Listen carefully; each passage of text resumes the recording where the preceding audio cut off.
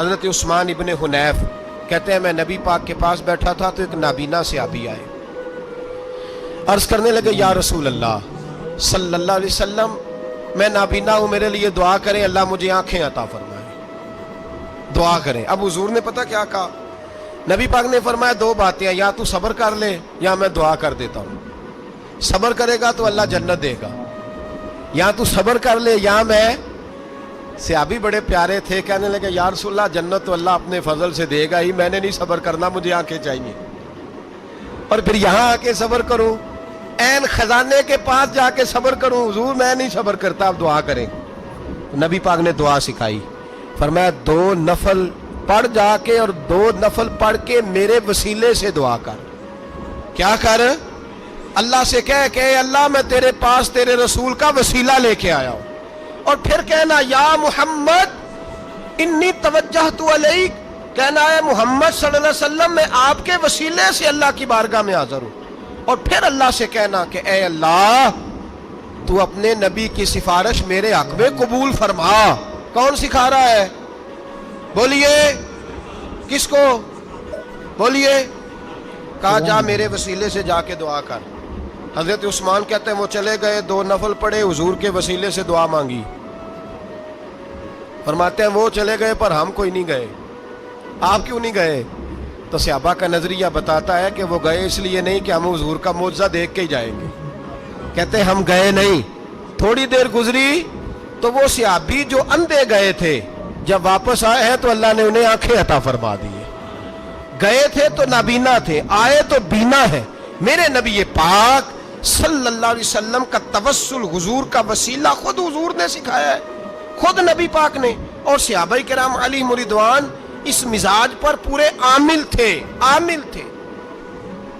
حضرت عمر فاروق صحابہ میں ایک دانشور شخصیت کا نام ہے، علم کے لحاظ سے، عمل کے لحاظ سے، بصیرت کے لحاظ سے، تقوی کے لحاظ سے ایک بڑی انفرادی اور منفرد شخصیت ہے۔ حضرت عمر کے زمانے میں قحط پڑ گیا، بارش نہیں ہوتی، حالات بڑے دگرگوں ہیں، پریشانی ہے۔ لوگ سیدنا فاروق اعظم سے پوچھتے ہیں حضور اب کیا بنے گا؟ جو میں نے پہلے حدیث آپ کی خدمت میں عرض کی وہ ترمذی اور ابن ماجہ سے، ب جو حضرت عمر کی روایت عرض کر رہا ہوں یہ صحیح بخاری میں موجود ہے۔ حضرت عمر فاروق رضی اللہ تعالیٰ عنہ کا زمانہ مبارکہ، قلت آ گئی، قحط آ گیا، بارش شدید ہے، صحابہ پریشان ہے۔ جناب عمر فاروق رضی اللہ تعالیٰ عنہ سے کہتے ہیں حضور کرنا کیا ہے؟ حضرت عمر پہلے تو خاموش رہے، پھر حضور کے چچا جناب عباس کو بلایا، کوئی بات نہیں کی، جناب عباس کا بازو پکڑا اور کھلے میدان میں لے گئے۔ حضرت عمر دعا کرتے ہیں اور پوری امت کو دعا کا طریقہ بتلاتے ہیں۔ حضرت عمر کہتے ہیں اگر قبول کرانی ہے تو یہ طریقہ اختیار کرو، اگر اللہ کی بارگاہ میں دعاؤں کو مستجاب کرانا ہے تو یہ رنگ ہے جو امت مسلمہ کو میں سکھا رہا ہوں۔ حضرت عمر نے جناب سیدنا عباس رضی اللہ تعالیٰ عنہ کو کھڑا کیا سامنے اور دعا فرمائی، اللہم انا نتوسل الیک بنبیک، اے اللہ ہم تیری بارگاہ میں تیرے نبی کے وسیلے سے دعا کرتے ہیں، فتسقینا، ہمیں بارش عطا فرما۔ ہمیں کس کے وسیلے سے؟ حضور۔ اور پھر کہا اللہم انا نتوسلک بام نبیک، اے اللہ ہم نے اپنے نبی کے چچا کے وسیلے سے بارش عطا فرما، اے اللہ ہمیں اپنے رسول کے چچا کے وسیلے سے، حضرت عباس کے وسیلے سے بارش دے۔ صحابہ کہتے ہیں جب ہم گئے تھے دعا مانگنے تو خشک سالی تھی، اور جب گھروں کو آ رہے تھے تو ہمارے کپڑے بارش سے بھیگ چکے تھے۔ اللہ نے بارش عطا کس کے وسیلے سے؟ حضرت عباس۔ اچھا یہ بات یہاں قابل غور ہے، حضرت عمر کے وسیلے سے بھی دعا ہو سکتی ہے، دعا سیدنا عمر فاروق کے وسیلے سے بھی، لیکن حضرت عمر رضی اللہ تعالیٰ عنہ نے نبی پاک کے چچا، چونکہ حضرت عباس جب آیا کرتے تھے تو حضور کھڑے ہو کے استقبال فرماتے تھے آپ کو دیکھتا ہوں تو مجھے اپنے والد کی یاد آتی۔ حضرت سیدنا عمر نے بتلایا کہ میں اس کو لے کے جا رہا ہوں جو نبی پاک کے زیادہ قریب ہے، جو حضور کے زیادہ قریب ہے، ان کے وسیلے سے دعا فرمائی۔ امت کو کیا درس دیا؟ فرمایا جو بھی حضور کے قریب ہو اس کے وسیلے سے دعا کرو، اللہ تمہیں آسانیاں نصیب فرمائے گا۔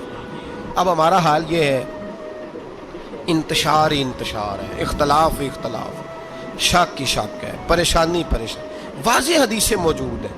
میں آج ایک صاحب کو پڑھ رہا تھا، پتہ نہیں لوگ کیوں پریشانی کا شکار ہیں، کیوں لوگ اس آزمائش کا شکار ہیں؟ کہتے ہیں جی وسیلہ نہیں دینا چاہیے، سیدھا سیدھا نیک عمل کرو۔ او میرے بھائی، میں نے کہا کہ اللہ کسی وسیلے کا محتاج، اللہ محتاج نہیں، لیکن اس کی عادت ہے وہ وسیلے کو پسند فرماتا ہے۔ باریک بات مشکل ہوتی ہے لیکن موٹی بات تو سمجھ میں آنی چاہیے نا۔ کوئی شخص ایسا ہے جسے اللہ نے بغیر ماں باپ کے وسیلے کے پیدا کر دیا ہو؟ حالانکہ اللہ پیدا کرنے پہ قادر حضرت آدم کو کیا ہے نا، حضرت حوا کو، جناب عیسیٰ علیہ السلام کو بغیر باپ کے پیدا، لیکن یہ اس کی عادت، وہ جب پیدا کرتا ہے تو ماں باپ کے وسیلے سے پیدا کرتا ہے، پھر جب روزی دیتا ہے تو پھر بھی کسی نہ کسی، کیا اس نے حکم دے دیا؟ روزی کون دیتا ہے؟ تو اللہ کا یہ حکم ہے کہ کنڈی لگا کے اندر پنکھا چلا کے سوئے رہو، روزی پہنچ جائے گی؟ کہتا اٹھ، کوئی سبب پیدا کر، باہر نکل، محنت کر، وسیلہ بنا۔ جو آدمی کہتا ہے جی میں کپڑے سی بھی خود لیتا ہوں، استری بھی کر لیتا ہوں، دھو بھی لیتا ہوں، اس سے سوال یہ ہے کہ بنا بھی لیتے ہو؟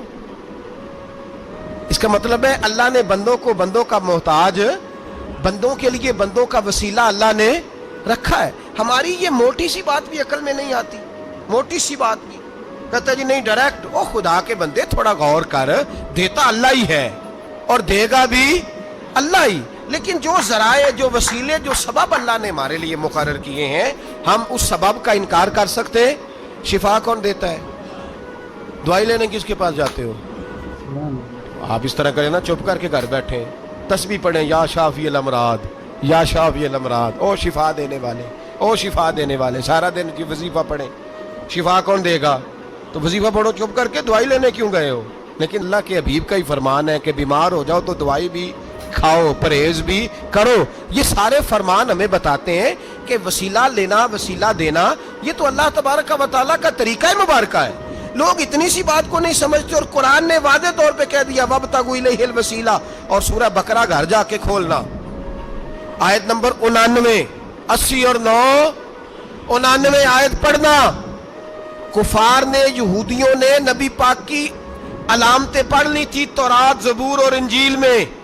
اللہ کا قرآن کہتا ہے وَكَانُوا مِن قَبْلُ يَسْتَفْتِحُونَ عَلَى الَّذِينَ كَفَرُوا، فرمایا جب میرے نبی نہیں آئے تھے تو یہ یہودی میرے رسول کے وسیلے سے اللہ سے فتح مانگا کرتے تھے، اور جب یہ رسول کا وسیلہ دیتے تھے تو اللہ انہیں فتح عطا فرماتا تھا۔ امام حاکم نے مستدرک میں لکھا ہے، اور امام حاکم انہی شرطوں پر حدیثیں بیان کرتے ہیں جن شرطوں پر امام بخاری اور مسلم بیان کرتے ہیں۔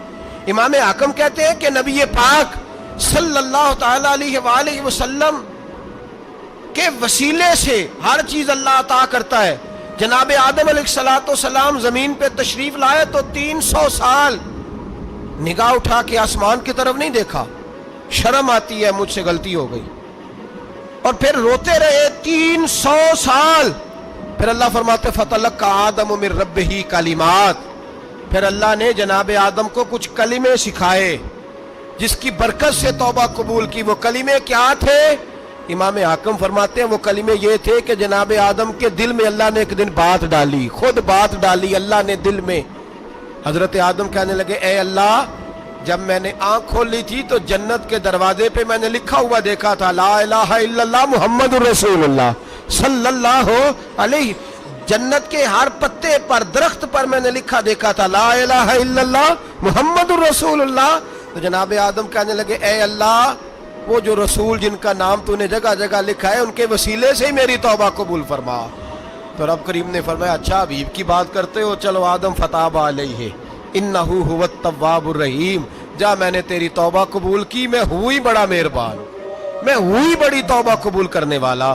شیخ سعدی فرمایا کرتے تھے اگر تیرے باپ کی توبہ، جناب آدم کی توبہ مصطفیٰ کے وسیلے سے قبول ہوتی ہے، تو کیوں انکاری ہو گیا ہے؟ تو کیوں انکاری ہو گیا؟ کیوں نہیں حضور کا وسیلہ مانگتا؟ میرے نبی پاک سید عالم صلی اللہ تعالی علیہ، لوگ بڑی ڈھٹائی سے انکار کرتے ہیں، بڑی دلیری سے انکار کرتے ہیں۔ اور خدا کے بندو، یہ وسیلہ تو بڑا ضروری ہے، یہ وسیلہ تو بڑا قیمتی ہے۔ میرے نبی پاک صلی اللہ تعالی علیہ وآلہ وسلم نے خود یہ وسیلہ سکھایا۔ صحابہ اس کے قائل تھے۔ حضرت عائشہ صدیقہ کے پاس لوگ آئے، آ کے عرض کیا اے اماں جی بارش نہیں ہوتی، قحط پڑ گیا ہے۔ اس بات کو نا ذرا دل کی گہرائیوں سے سننا۔ مسجد نبوی ہے، مسجد نبی کے ساتھ ادھر دیکھیے گا ذرا، یہ مسجد ہے، مسجد کے ساتھ حضور کی قبر ہے، ساتھ حضرت عائشہ کا حجرہ ہے، پہلے حضرت عائشہ پھر حضور کا روزہ، پھر آگے بولتے جائیے آگے کیا ہے؟ چاہیے تھا نا سیدھے مسجد جاتے، حضرت عائشہ کے پاس آئے۔ توجہ کرنا میری بات، کہ اماں جی بارش نہیں ہوتی کیا کریں؟ اماں جی نے مسجد نہیں بھیجا، کہنے لگی اس طرح کرو حضور کے دروازے پہ جاؤ،